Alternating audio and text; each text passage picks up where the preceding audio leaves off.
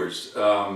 If you missed it, there is an earlier video introducing this Honda HSS 24A snowblower that I recently acquired. But the reason I'm shooting this one today is, that's a pretty high-end snowblower, I gotta tell you. It's probably the best snowblower you can buy these days.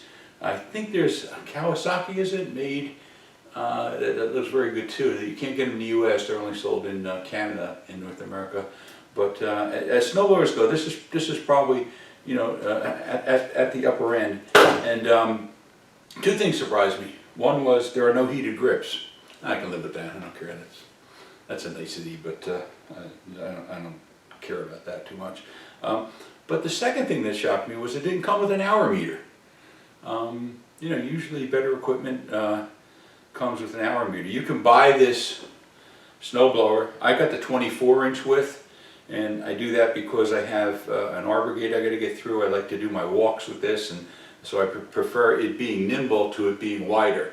Right? Wider will clear your snow in less passes, but if you do the math on most areas, that extra 4 inches, that extra 6 inches, might save you a pass or two or three. It might save you 10 minutes when you're clearing your snow, but unless you're clearing a very, very big area, I didn't see that advantage being greater than the nimbleness of the 24-inch for getting to the place I wanted to get. So the reason I'm saying that, 24 and 28-inch do not come with an hour meter. The 32 does. I don't know why.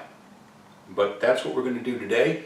We're going to install an hour meter on the Honda HSS 24 snowblower. So let me get you around to this side, and I'll give you a shot of the control panel.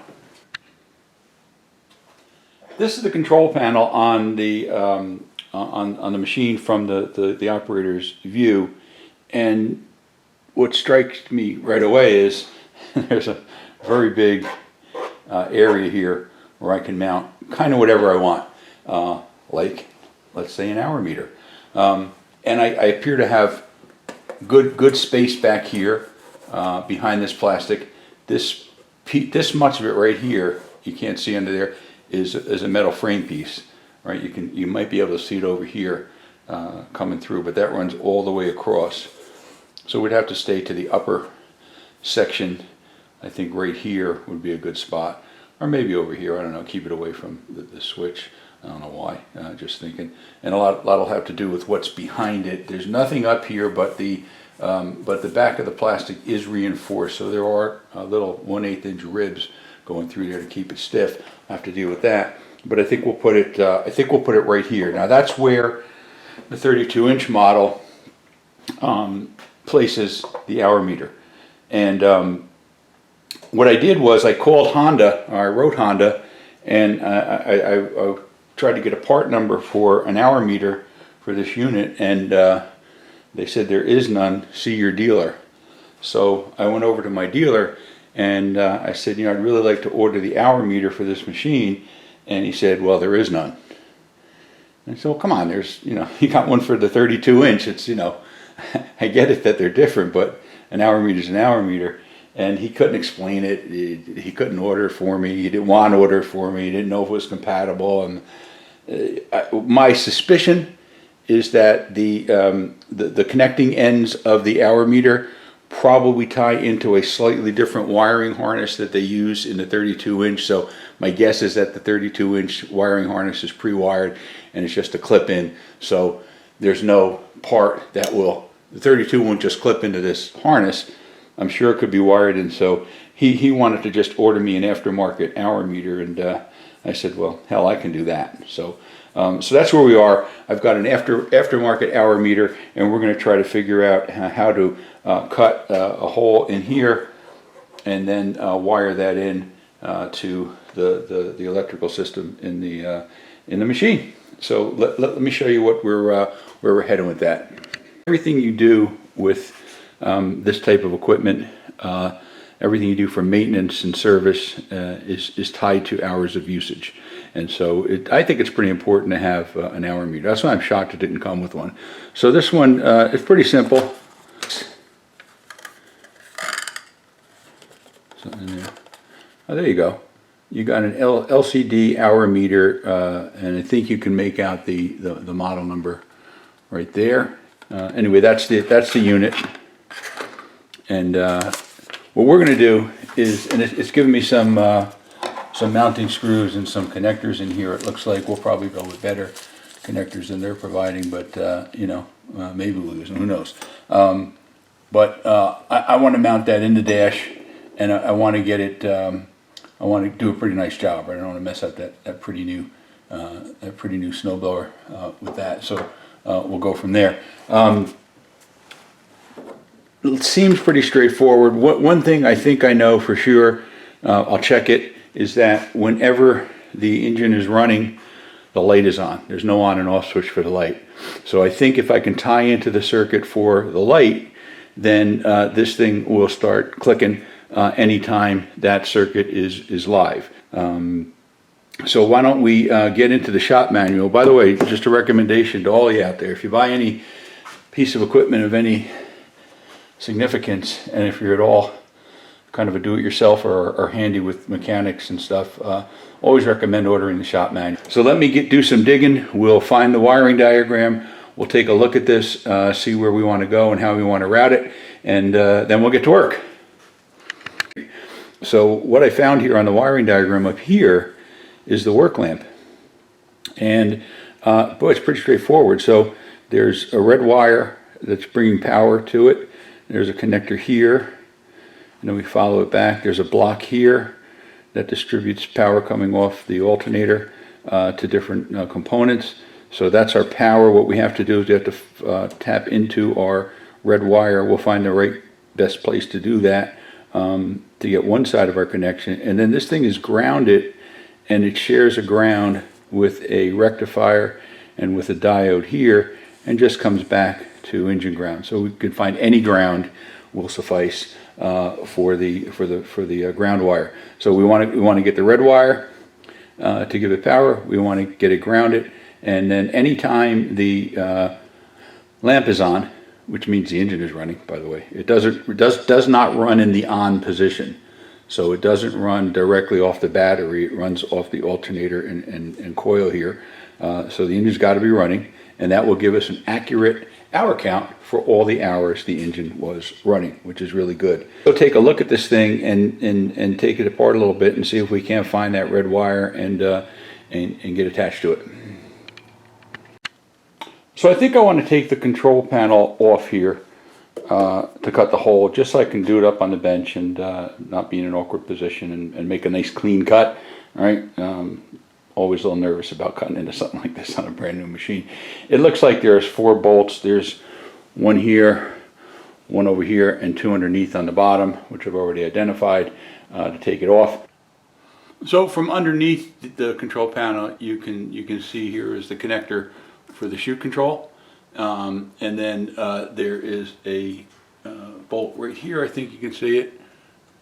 It looks like a 10 millimeter. There's one on the other side, which you probably can't see, and that's all that's got to come off from under here. So to get this shoe connector off, you want to roll back this protective rubber boot best you can, and then there's just a push tab right here that we'll push, and there we go. So we're separated, and now when we release these bolts, this thing is going to come up from the top, and the chute controller switch is going to stay right where it is. So you got a couple of bolts on the bottom here. I lied, this is not a 10, it's an 8, holding the plastic control panel to the frame. Put that out.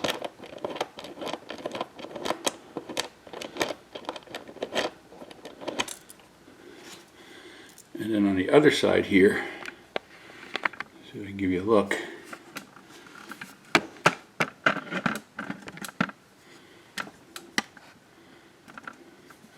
And another one. I don't know if I can see what I'm doing yet, right there.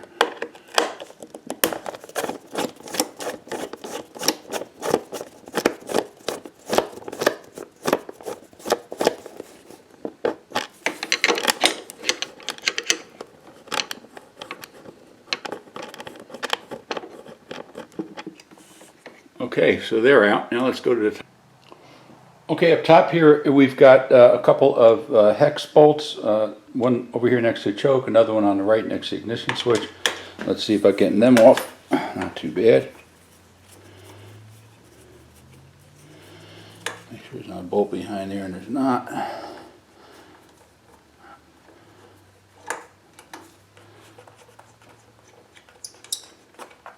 Okay, we got that one. And we got a second one here. See if we can get that just as easily.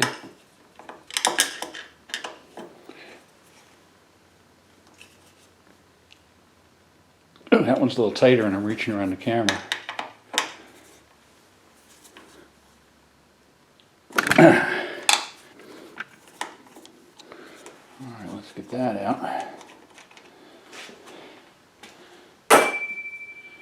Now let's see if this control panel is going to come off like it says. Okay, the bolts are out. The chute is disconnected. Get this key out of here. Make some clearance. That's going to come right off. You can't see. I just had to get it around the key. And there we have it. We are removed, and we can now work on the bench and cut our hole. It's still going to be nerve-wracking, but. Alright, I've gone ahead and I've mounted a cutoff tool to my Dremel, and over here I've kind of got this thing propped up on my bench. The measurements they give you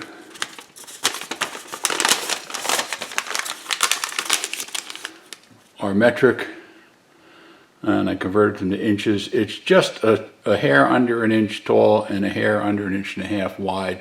So I marked it at 1 inch and 1.5 inches. I'll just leave the lines, and we'll take it from there. I'd rather be a little short, and then we can get a file and clean it up.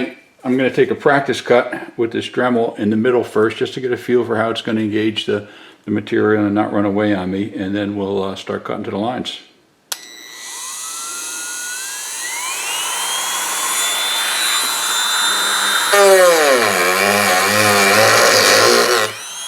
That's very controllable. I'm very confident with that. He says just before he messes up.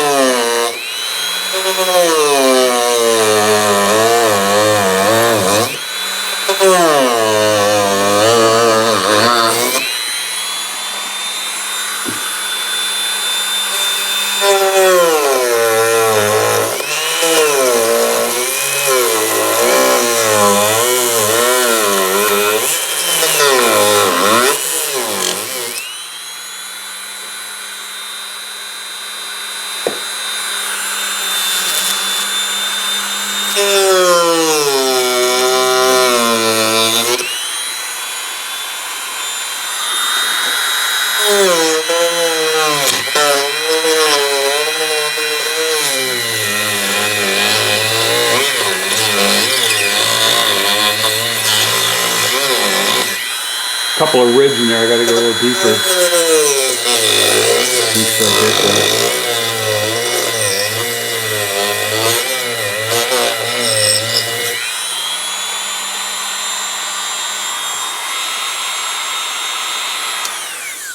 That should be about enough with the Dremel. I'm also being sure that I'm up clear of that bar that goes under here, and I can feel the recesses for it, so I'm real comfortable with that. Get in here and see if we can do this without having to heat up this knife.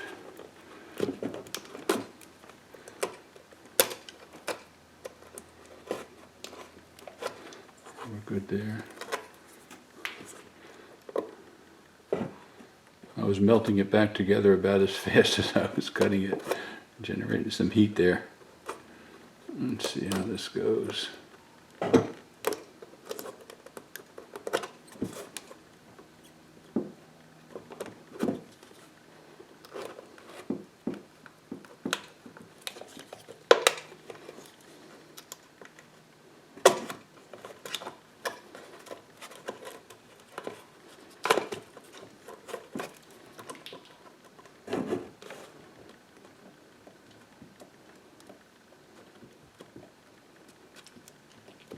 think there's one of those ribs right there.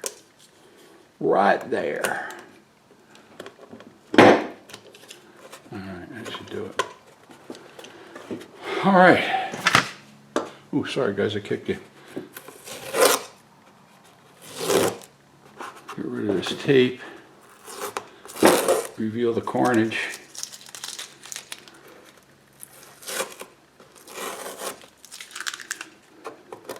Now I drilled a hole in my brand new zero turn this summer for a light switch, and it was through metal, and I was even more panicked than I am here. That's pretty rough, but let's just get an idea. Oh, we're very close, yeah. Get some of those burrs off, and I think we'll be in business.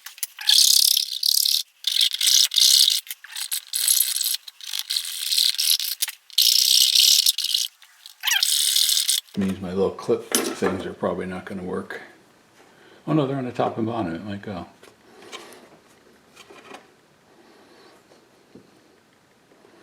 I'm tall enough, I'm just not quite wide enough. I am up here. I am not down here. Okay, so here's my... Maybe I had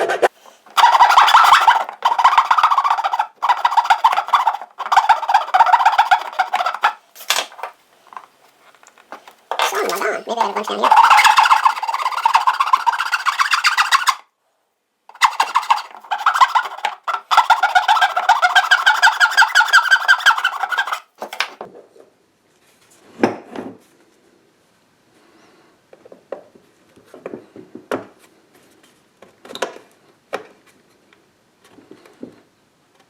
And there we go.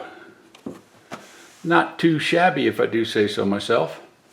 Give you guys a little better view of that. Coming in there. Now let's take these clamps off, and I'll show you what that underside looks like. I think we're going to have a problem with the with those ribs. And I think you can see there what I'm talking about with these ribs. I might be okay getting those bolts in. I'm going to drill holes. There's my pointer. Here it is. So I want to drill holes here and here on the other side to put those screws through and put bolts on this side. They're very tiny, but I think I'll be okay. Okay, so actually there's a gasket for this that I need to put in there first. So let's pop this back out. So let's put this gasket on. Hope you can see me. I think you can. Let's get up over the clips. And I'm wondering and kind of hoping that that takes up just the amount of space that with the compression of the gasket, this thing just clips in without the screws. Does that mean I should not use the screws? I don't know. I probably should. It's a snowblower. It's going to vibrate quite a bit, right? I don't think it's going to be sitting there. Oof. It clipped in. But that's a much nicer seal now with that gasket in there. So prop this up so you can see what I'm talking about. I don't know if you get a good view, but it's a nice tight seal now going around there. And I think if I put the two screws in, we'll be able to get it. Let's see what we need for a hole here. Okay, where's my little package of hardware that came with this? It's right here.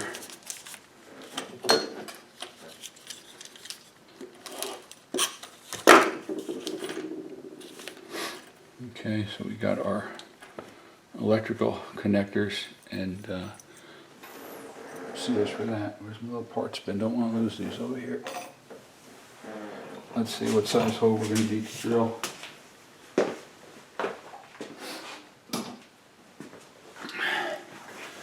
That are going to be metric, but you know, I'm going to say 1/8. not 1/8, 9/64. It's not 9/64. It's 5. All right, so 5/32 is the hole. So let me get a 5/32 bit. We'll mark and drill that. All right, let's mark it now. I've got an awl.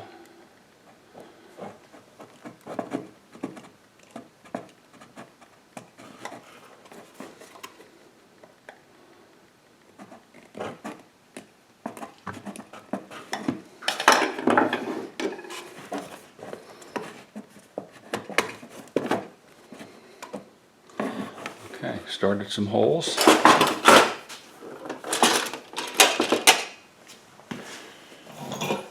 Okay, 5/32. Double check that before we commit. To the holes, 5/32 is good and clear. I want to put these little guys in here so I don't drop them down a dog hole. Alright, let's get a drill. I don't know if you can see that, but these are brad point woodworking bits. So that's good because you want to get them started. You don't want to wander. There's not a lot of room there.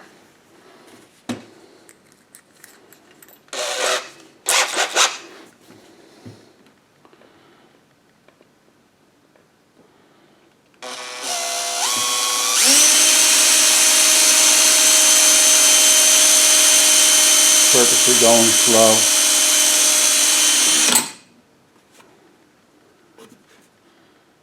I don't want to bust this out. There's all of a 1/16 of an inch between this hole and the wall, so we don't want to press too hard.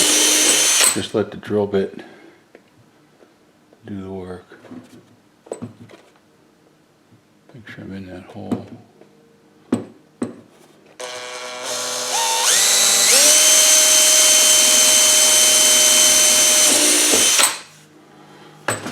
Okay.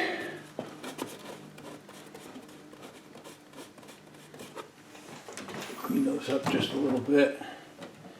Yeah, another advantage of being in a woodworking shop, I happen to have a chisel handy.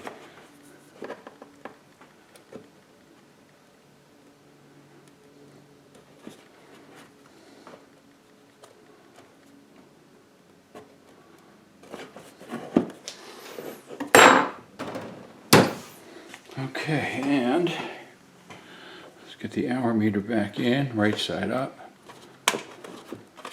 Gasket's in. Let's get one of these screws through. Thread that through. Break out that plastic.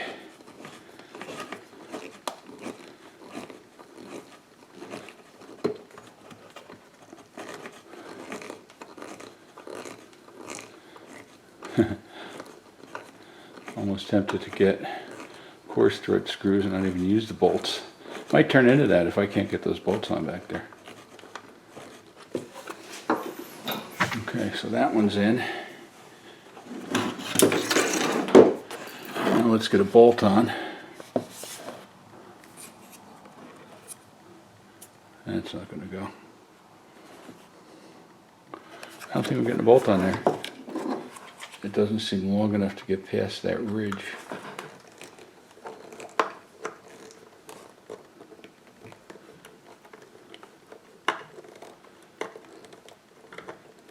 But then again, it threaded really well into the plastic, and I wonder if I actually need it. Trying to get you guys to see that right there.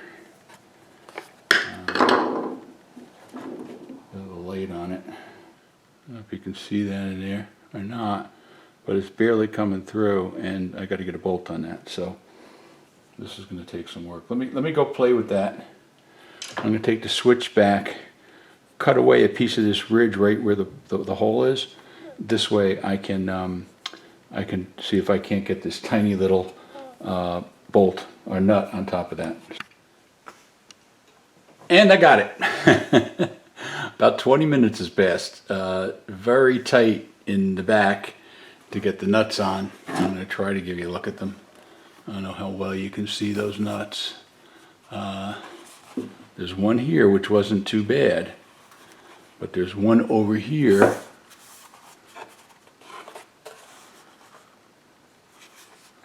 right there that was right up against one of these ribs. Right, so I had to file away the rib, and then I had to oblong the hole to get the bolt to just lean a little bit the wrong way for me so I can get the nut started, and then it pulled straight when it came back in. But we're in real good and strong. The gasket is pressed tight and sealed. So my advice to you, if you're going to try this, is when you lay this switch out, just lay it out such that these nuts are going to fall in the flats and not on the ribs. And you'll save yourself a lot of frustration. It's only 20 minutes, but it's a lot of frustration. I was using detail files, round detail files, to oblong the holes and get the screws to just lean a little bit the right way. They're so tiny. I couldn't film it, guys, between the angles, and my fingers were bigger than the nuts and bolts. You wouldn't be able to see anything anyway. But that was the process. So okay, we got the meter onto the panel. Before I put the panel back on, let me go over there and see if we can find a nice place to wire it in. And we're back. I took the front cover off of the unit to get at the headlight assembly, which is actually attached to that cover.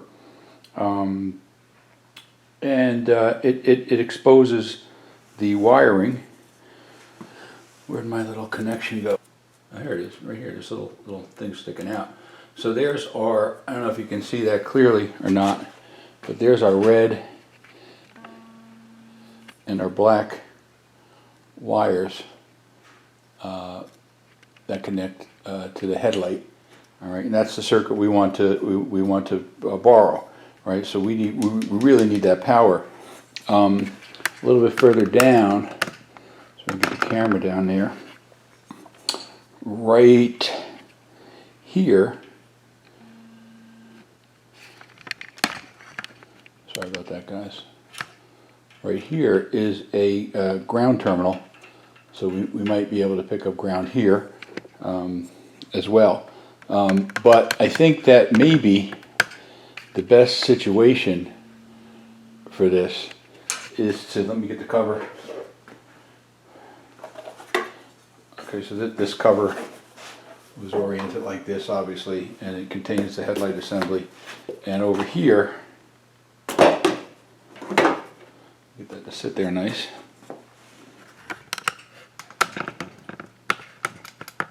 This is the connection for the headlight. So what I'm thinking is that I can just cut here and splice into the ground and the hot. This way the splice, I'm going to waterproof the splice, don't worry about that, but the splice will be underneath this cover where it's nice and protected from the elements. And then we'll put our splice in here for a wire. We'll connect this back on and bring it back. And then the only thing coming out will be solid wire, no connections.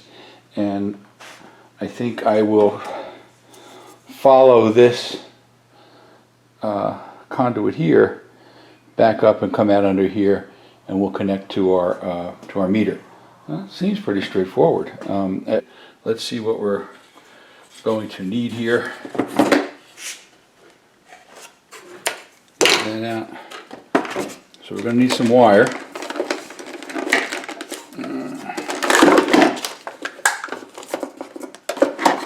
got white, that's 16 gauge.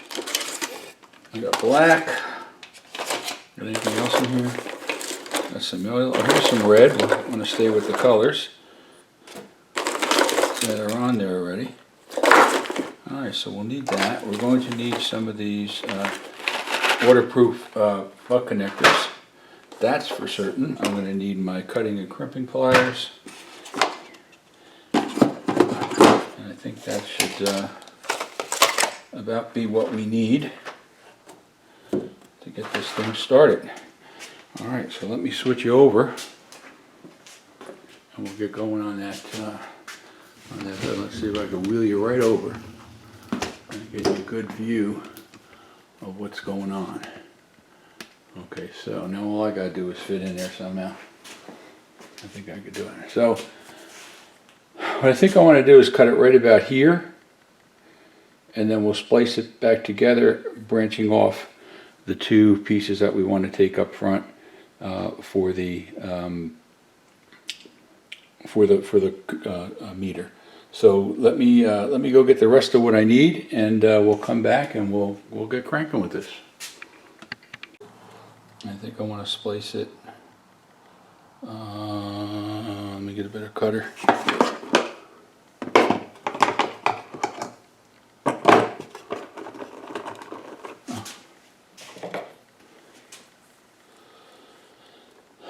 Should give me enough room to work with right about there. So I'll cut that.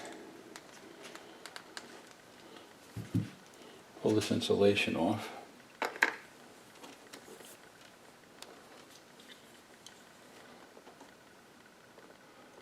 I think I might have it. There we go.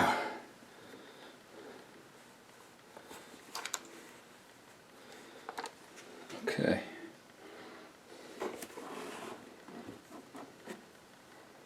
I think you can see that. All right, so let's strip that back. That is, man, that may be 22 gauge. I don't know if I got a stripper for that. Let's see what we got here.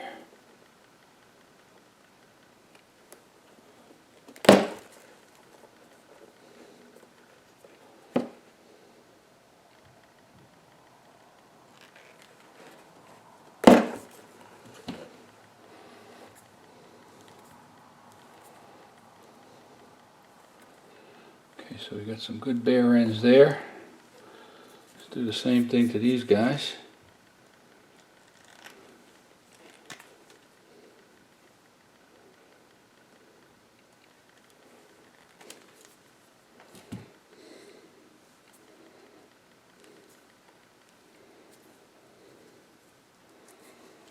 All right, and I'm gonna be back in a minute. It'll be instantaneously for you guys, but I'm gonna go measure out a couple of lengths of black and red that I'm gonna need, and cut them off. Hey guys, let me catch up on what I'm doing here. I got going. I almost forgot to turn the camera back on, but so we got this piece here with the connector for the headlights, and all I'm doing is I'm splicing another piece of wire to that wire in there. So what I've got here is another piece of red wire. I want to cut those about half the length of that terminal. I don't want it to be too long. I want a good crimp. So I'll put those there.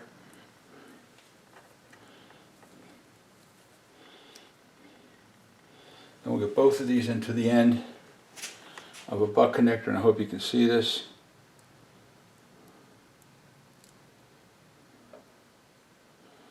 Get them both in like that.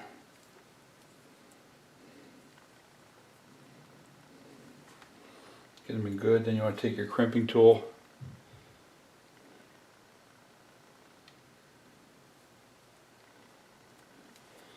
Give that a nice good crimp.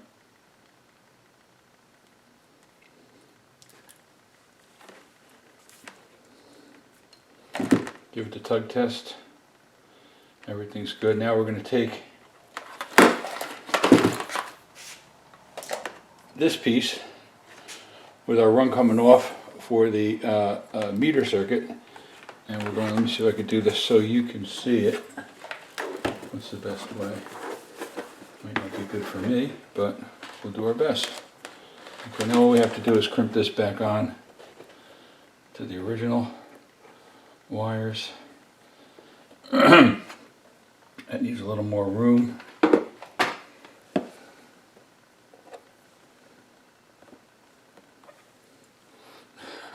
I'm working so backwards so I can get it in the camera.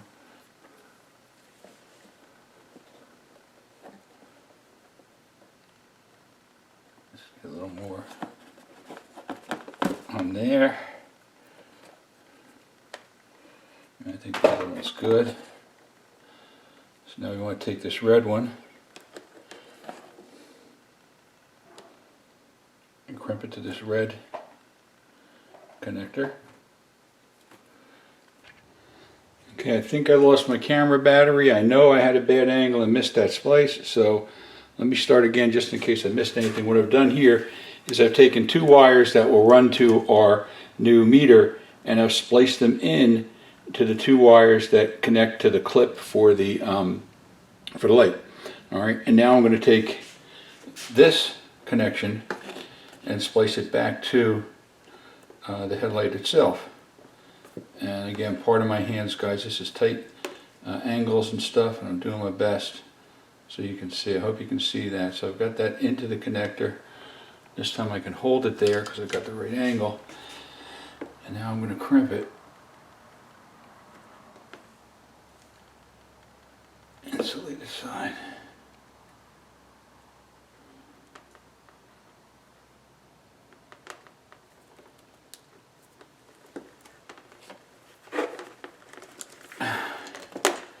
Okay, that should be crimped. Tug test. Good.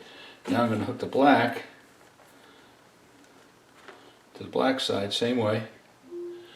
Trying to see if you can see that, I hope. I'm getting it in. Trying to hold in position with my fingers. A little tension. Get the crimp tool on it. Make sure it's the end crimp. You're going to squeeze really hard on this 20 gauge wire because it's very thin. You want to make sure it's in there. Tug test, we're good. Alright, now what we want to do is we want to shrink those connectors to each other. I decided not to go with the shrink tube over this because I'll try not to burn any plastic here as I go. Trying to get you guys the best angle possible.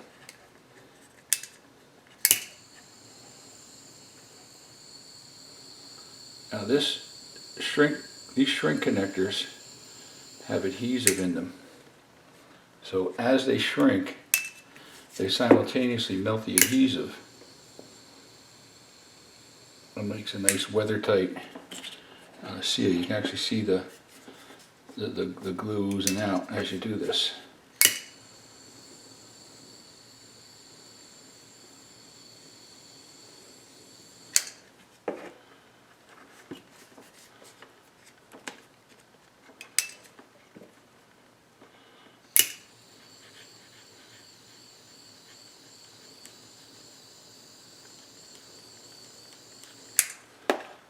And there you have a nice, tight, waterproof connection. And all we have to do is get this back on the machine. Alright, so our cover's back on with a light. We've got our light connector coming out here. We've got our 2 additional black and red wires coming out here. So we've got to get these guys clipped back together. Don't give you a lot of room. Okay, so that's clipped back together. Now we want to take and bring these up to the front. I think I want to go under that wire that's already there. I'm not blocking the camera. I think I want to come under here, like so.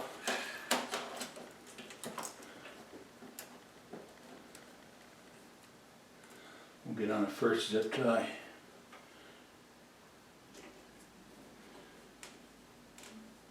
Again, you might as well be as neat as you can.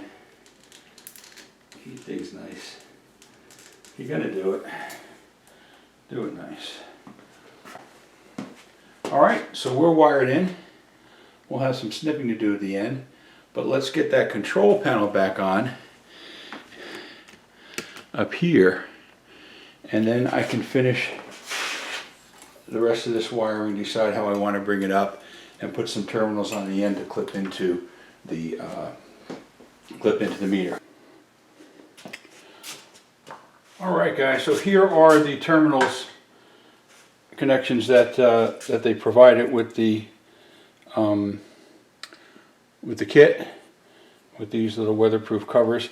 I think I'm going to switch them out and go with these right angle connectors. They're pre-covered, right? So they're pre-sealed, and I just think that they'll do a better job in here. They're a little more durable, and they'll go on at a right angle like that. So if there's an inadvertent tug on the wire, it's pulling laterally on the terminal and not acting to pull the terminal off. So I like these better. I think we'll go with them. I just checked the instructions. These are the polarity doesn't matter. You just connect one to the other. As long as there's current running through it, it's going to count hours. All right, so let's get this cover back on the machine. Then I can crawl under, measure up the final length of those wires, crimp on my right angle connectors, and we'll try her out. All right, we're underneath, and I think I'm going to take these wires. I hope there's enough light here. I got all I can. I'm going to take these wires up here. Get a zip tie on them. Trying to determine the proper length before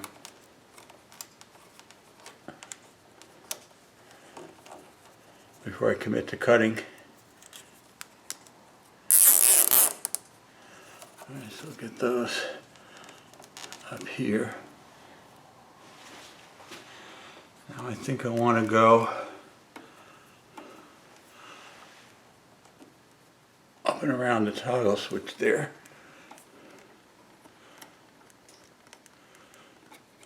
The joystick, I should say. What do we got to do? We got to come around this side. Okay, let's get this out here and up and around the joystick. I think we're going to put a zip tie right there.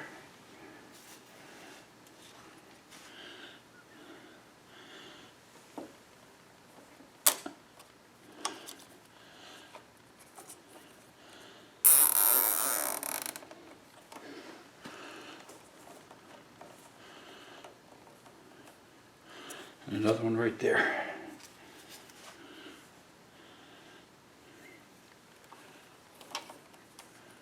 Make this all neat and snug.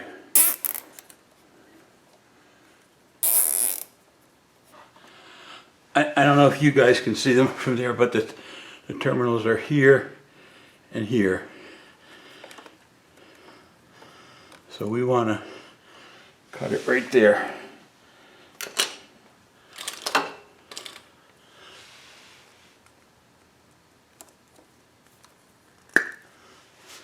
Okay, now I can get back up here.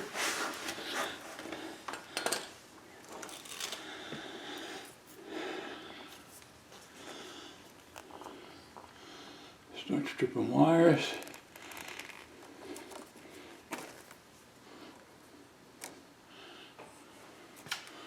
Oh, for God's sake, I thought I had an extra black wire. It's a zip tie. I said, oh good Lord, what did I cut?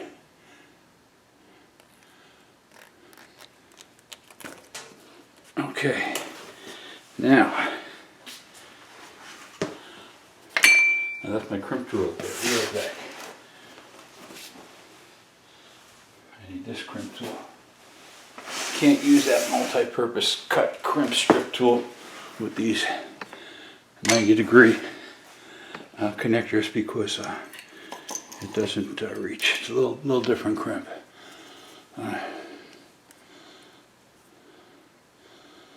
Let's get these. So how long these got to be. Cut a little off the end here.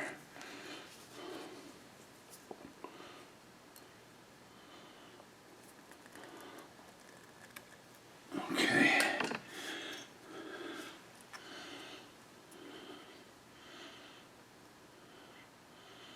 Let's get that in all the way. slightly different crimp tool for these. Come on, get in the middle. Got right there. Make sure we're all the way in. And yeah, monster crimp. Come on, tug test. Yeah, good. All right, that's one. Let's get this second one. The connector. Again, the length is important. We were very good.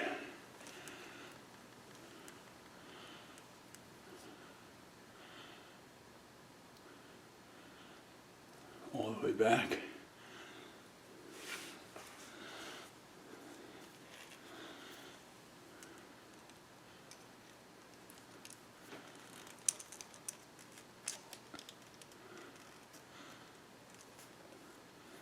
Very important that you hold tension on that wire to push it in when you crimp. That's where I lost it the first time when I was out of position and couldn't reach it.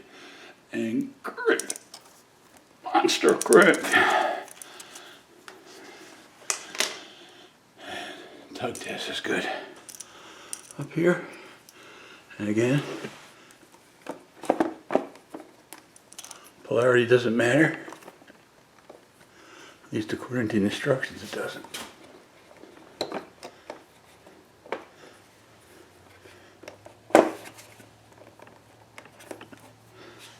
I'm not screwed in here yet with the cover. I can't see it. I'm all the way in. There we are. All right, now I gotta get the second one in.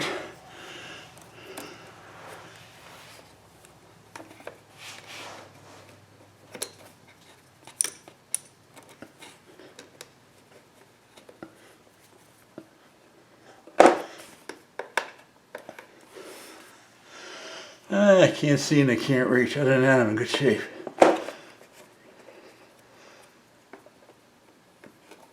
Go on there, you. Before I know I'm blocking the camera too.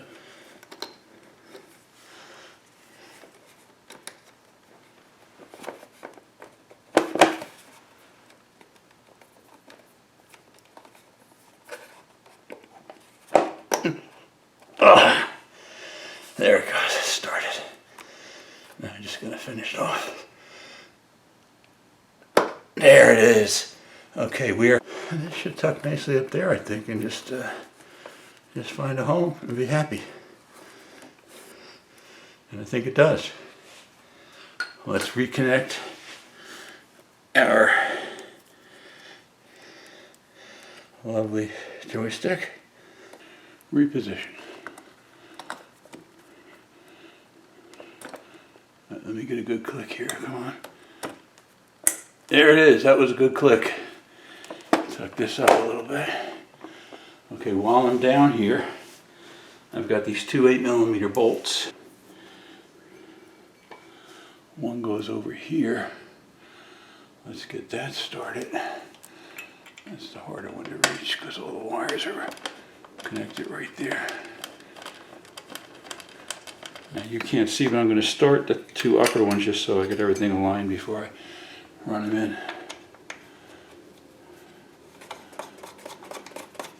That one started.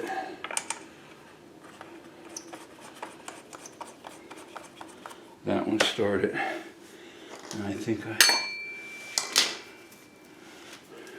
I brought my nut driver with me. Let me clear up some tools here. Get stuff out of the way that I don't need. Just crank into plastic so we're not gonna go Herculean on it. Just like that.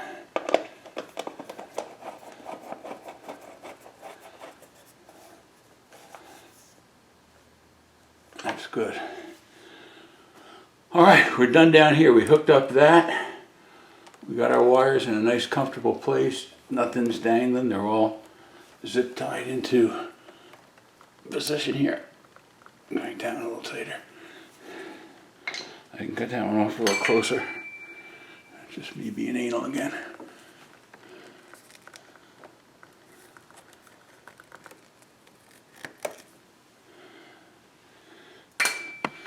this guy? That guy's good. We're good down here, we're good down there. We're good up here. We're plugged in. All right. And the final 2 bolts to tighten. Right here. And right here.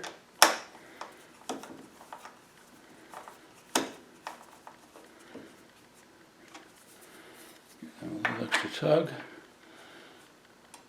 That's torqued.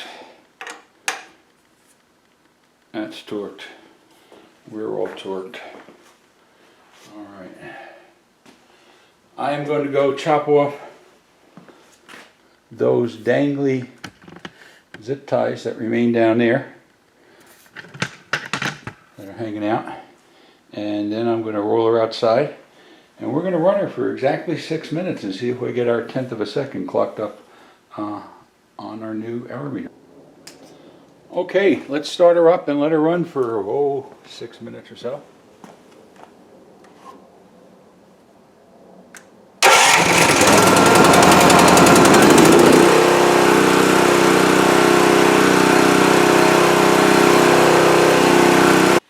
Well guys, it's like, I don't know, 10 days later, and I'd like to tell you that when I fired that thing up outside that night that everything was great, but it wasn't. Ran it, went back to it, and nothing reading on the meter, nothing going on. So, I brought it back in, and I ran a multimeter directly to the 2 terminals that we branched off of that light circuit. And sure enough, they were generating 12 volts. So we had power from our newly wired circuit into the hour meter. The hour meter was just junk. It wasn't working. It was broke. It's that kind of device. You either put current to it or you don't. There's no switch. There's no control. There's no button. There's nothing on it. So it's either there or it's not. And clearly it wasn't. So had to go out and replace that and get another one. I got the same one. We'll pop it in there. But this time, fool me once, I tested it before I put it in. So I just ran a couple of jumper cables directly from the battery to the hour meter, the new one, and I timed it for 6 minutes, and sure enough, it clicked up 1/10 of an hour. It was working just fine. But then I'll tell you, when I took the new one out of the box, it was already registering at 00. When I took the first one out of the box, it was completely blank. So that one was dead before we got it. There is apparently a lifetime battery in these things. I don't know, best I can tell from reading around the literature, it's got a 25-year battery in it that just maintains the count and gives you the LED display when the power's off, and supposedly that's good for 25 years. I don't know. Is it getting conditioned and trickle charged through the electrical connection when it's running? I don't know. But it's what we got, and it worked, and it's on. So 2 lessons from this experience for me. And the first one is, when you lay out the hole in your dashboard for mounting the hour meter, and I guess this is true of the Honda Snowblower or anything else you do, check the back too. You want to have good location in the back for those bolts, otherwise you run into ribs and pieces of plastic that might be difficult to deal with. And then second is, before you cut that hole in your dash, test the hour meter.